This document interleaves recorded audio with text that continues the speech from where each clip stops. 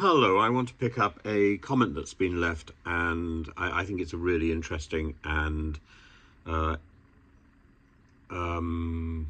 it's a really interesting comment, and I'm really grateful to everybody for leaving comments, even if they're things I don't agree with. David Nichols says, you have a real dislike for Farage. It's actually not true. I think as a person, Farage is perfectly affable. And I also think, and I've said on many an occasion, that as a presenter of GB News, he is actually very good indeed. As a politician, I have serious problems with him because I don't think that he takes responsibility for the people in his party. He's been a leader more than once, and the same problems that occurred when he was leading UKIP are occurring now when he's leading Reform. And why are we surprised? Because it's basically the same organisation with a different brand. What's the difference between battery acid to a knife? Both life-changing, hardly funny. You fail to realise, liking Farage or not, he is the only option to break the whole blob that's controlling our media, banks, big organisations. The government doesn't have power. Instead, power rests with bureaucrats, quangos and business elites like the WEF and the WHO. It's time to bring power back to the people at the ballot box, and only Farage offers that. Maybe he's not perfect, but this slide to globalism controlled by hidden elites must stop, and Farage is all we have to currently push back. Just like the silencing of Bridgen, he was right with the post office, HS2, and slowly truth is coming out of COVID origin, vaccine harms. We need to take back control and get back to open debate and truth. So much of this I agree with, and I agree with the points being raised. I don't agree with the conclusion. The conclusion is that all these things exist, and Farage is the only one able to deal with them. I don't believe that's true. In fact, I think Farage is by far the worst person to deal with this because he's not interested in the detail, and that's the problem. And if he were interested in the detail, he would take responsibility. He would have taken responsibility for Brexit once there had been a Brexit vote. And he didn't, or he wasn't allowed to. And I think the better place for Farage was always in the House of Lords, where he could be called upon to take responsibility for the single most dramatic event in the last 50 years in our political life. Now, when you talk about the battery acid to a knife, I don't like Joe Brown's joke, but it was nevertheless in the spirit of a joke. And there's a lot of violent language in English, and I think one should take the battery acid joke in the same sense that one takes lines like knifing somebody in the back. We're not thinking of doing that literally, stabbing somebody. And even take a stab at something. It's from the same source, and even if when I'm teaching poetry and I call on the issue of a caesura. Caesura is named after Julius Caesar. It's named literally after the ability to of these people to stab him in the back, the caesura, the comma or the full stop or the semicolon or the dash which occurs in the middle of a poetic line, stabs into the rhythm of the poem and draws attention to a word, generally the word immediately before it. Give it a shot. That must be violent. To be blown away, that's an expression which was revived during the Vietnam War in America and now is universal, but it goes back to Britain in the 16th century and is about defeating someone decisively with a gun or with a bomb. To be blown away. You're killing me. I'm dying of laughter. I'm dying with laughter.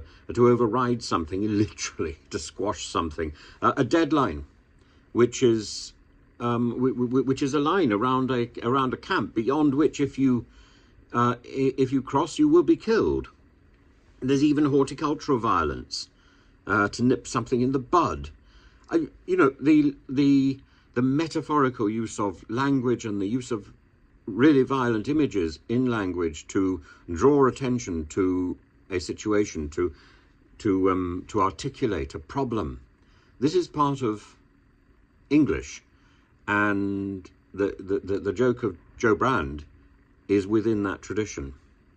As for Farage, I dislike people taking a superior tone with morality. I don't particularly dislike Farage, as I said, but I've said in the past on many an occasion I think he's fairly clubbable, and he's well dressed, he's affable, but I dislike the lies, and there are particular lies recently that need to be explained. The two differing stories about how he knows Andrew Parker, for example. I don't even particularly dislike liars. It's part of performance, whether that's performance on stage, all lies, or whether it's performance in Parliament, probably all lies. But it's part of, lying is part of a civilized effort to avoid giving offence at its best. Sometimes we refer to this as white lies, but it doesn't matter, it's still deceit. But the abrupt dumping of somebody to gain advantage, which is what Farage has done with Andrew Parker, I think is utterly distasteful and utterly cowardly, and it's not the first time. And Farage takes this high moral tone, and it masks scurrilous behaviour, and that is the problem. And yes, you can say, oh well, Boris Johnson did the same thing. Absolutely. Absolutely. And there'll be comments who are saying, well, you're attacking reform. Why don't you do the same thing to the Conservatives? Why don't you do the same thing to Labour? Well, I do. And I did a video about the white man's tears, and then I did a video celebrating the Labour candidate's dress sense. But it's perfectly possible to criticise somebody and then praise somebody. We have two hands. We have two hands for a reason, so that we can take two different views, so that we can eventually come to a conclusion where, about what we think. Nothing is straightforward. The only straightforward things, if you embrace some sort of team agendum, where you think everything a particular group says is right, which is absurd, or if you embrace a conspiracy theory and you think that there is a common, simple solution. There is not a common, simple solution. So, for example, you talk about the COVID-19. Yes, I concede. The evidence strongly points to the fact that it came from a laboratory in Wuhan, either Wuhan A, Wuhan B, and indeed there may well have been a second Wuhan vaccine to help to moderate the effects of the first. But I don't think it's likely that the COVID-19 virus was entirely natural, and it may well be linked to plans to produce some sort of viral attack on the students in Hong Kong or whatever. It doesn't matter. It's not linked, I think, to the vaccine and the and this pat attempt to try to find a sort of maniacal Dr. No controlling everything, like Liz Truss's book. It doesn't exist except in the pages of fiction. In real life, things are confused and things are not straightforward. So, yes, I agree. There's too much bureaucracy. There are too many quangos. There's too much of a business elite, and people think that money is more important than individuals. Of course, I challenge all that, and I speak about that regularly. But I don't think that one person is the answer. Farage is not a messiah.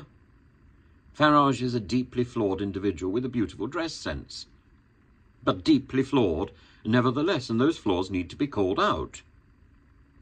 And the fact that I'm calling them out doesn't mean that I'm absolutely opposed to everything that Reform UK stands for. I am fairly opposed to quite a lot of what Reform UK stands for. But the idea of approaching things in a sort of blunt, grown-up way, I agree with that entirely. I just share different conclusions. But the idea of slamming the absurdity of HS2, absolutely. Of calling out the people who are trying to hide the post office scandal, absolutely. But there aren't simple solutions. And the points you raise, you're conflating the problem with the solution, and your solution is too simplistic. There are only two politicians who can command the stage in today's world at the moment. One is Galloway and the other is Farage. It doesn't mean they're right. It just means they're tremendous performers, but they need to be called out. And that is why I regularly point out that Farage would be better off on the music hall stage, singing the catalogue of songs made famous by Max Miller, another cheeky chappie, because he's a performer.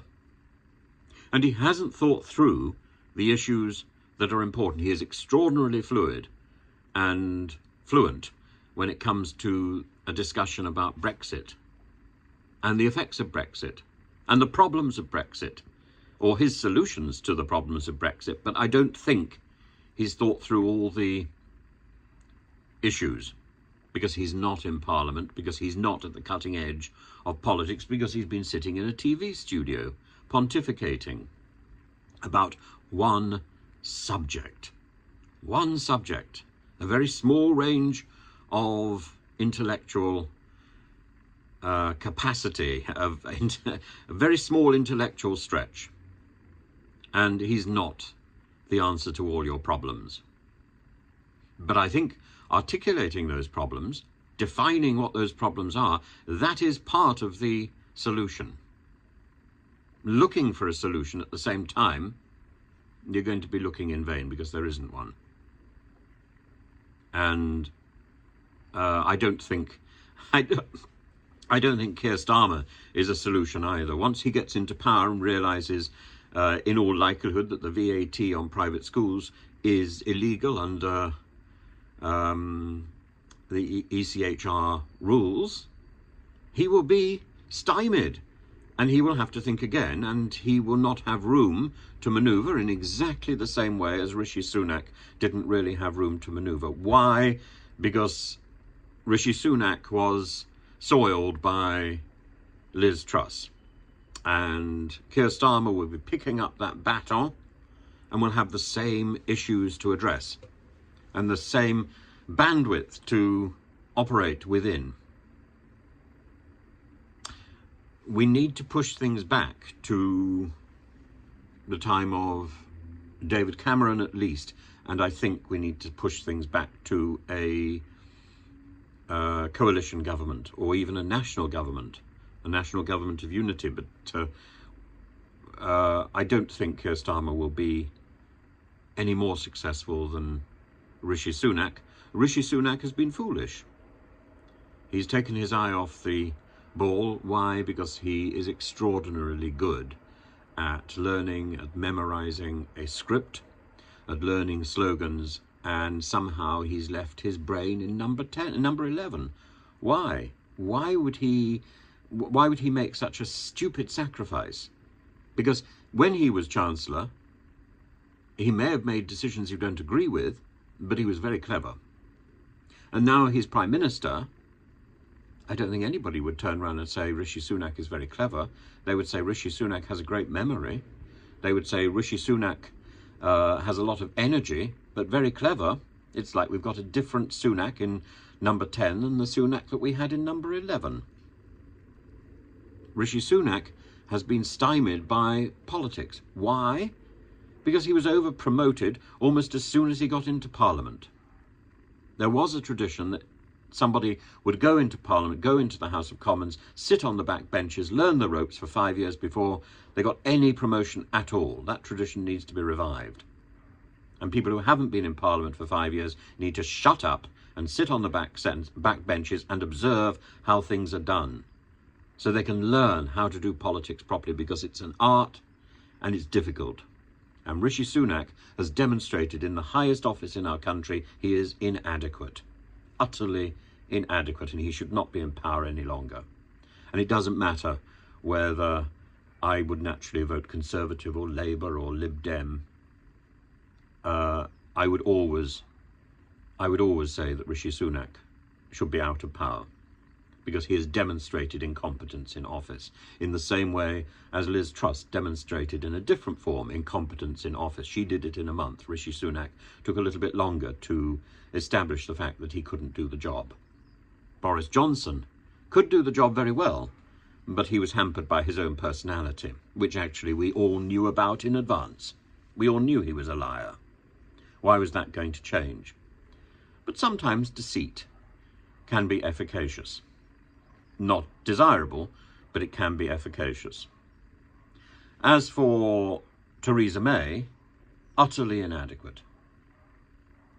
David Cameron, very efficient, and I was always impressed by David Cameron's performances in question time, in PMQs. And Nick Clegg, very efficient, very capable. But we possibly have to go back to Tony Blair to find a Prime Minister who had real control of what was going on, and that was partly because of Alistair Campbell. And even Tony Blair had problems. Why? Because he introduced the guillotine, which meant that he suppressed debate, the one thing, the only thing that Parliament exists to do. He suppressed the one thing that is guarded by the Speaker of the House of Commons, and the Speaker wasn't capable of resisting. So we actually go back to John Major and Thatcher to look for the last Prime Ministers of any credibility. I don't think we can afford to push the clock back that far, so we need to think about the future.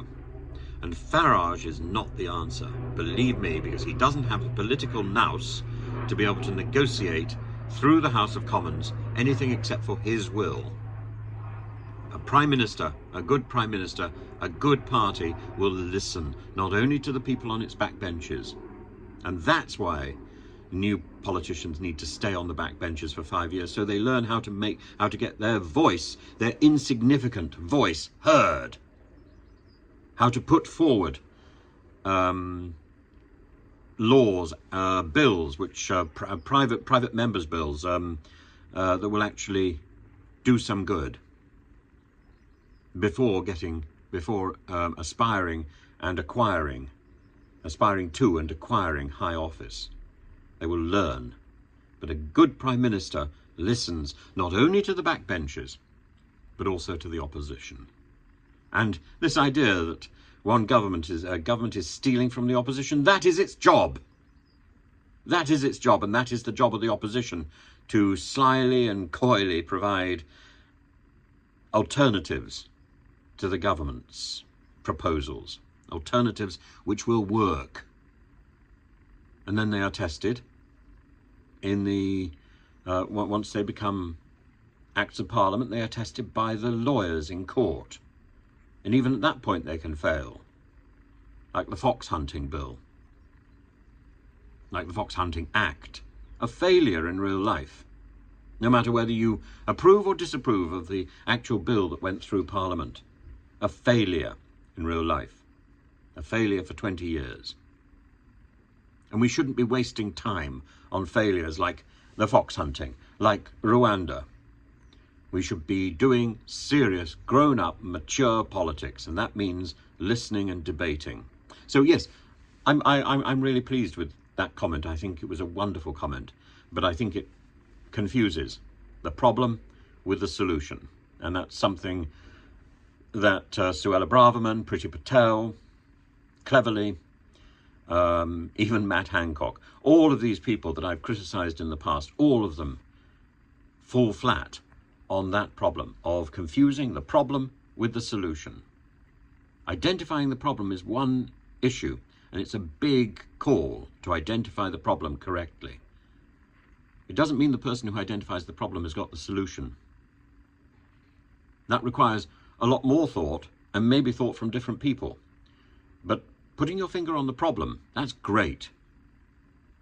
Don't assume you have both of them both the problem and the solution to hand. Most people don't. I certainly don't.